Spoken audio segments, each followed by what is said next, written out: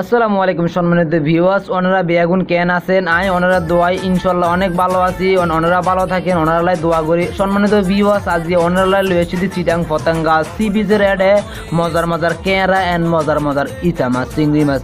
চিটাঙ্গা হতা হদ্দি ওনারাকে বুঝিত পেতে নিয়েন, কমেন্ট বক্সে জানাইন। তো সম্মানিত ভিউয়ার্স, ওনারার লগে হতা হদ্দি আর এডে চিটিঙ্গা গান লাগাই দিই ড্রিম ড্রিম ড্রিম। এরে ওনারা একখানা শুনিবেন আর এনজয় করিবেন।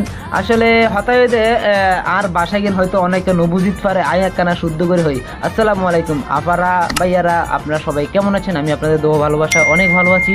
তো আপনাদের জন্য নিয়ে এসেছি চট্টগ্রাম একটি ব্লগ। সেটা হলো চট্টগ্রাম পতেঙ্গা সি বিচ।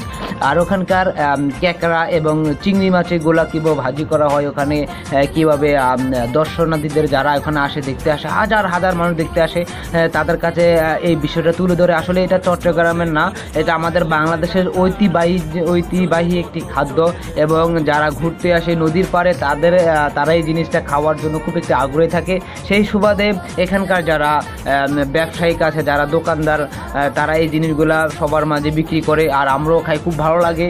তো আপনাদের কাছে কেমন লেগেছে কমেন্ট বক্সে জানাবেন। তো সবাই ভালো থাকবেন, সুস্থ থাকবেন। আজকের জন্য আমি এখান থেকে বিদায় নিচ্ছি। এই ভিডিওটা থেকে দেখা হবে নেক্সটে কোনো না কোনো ভিডিও আপনাদের সবার সাথে একসাথে। ইনশাআল্লাহ ভালো থাকবেন। আসসালামু আলাইকুম, বাই বাই।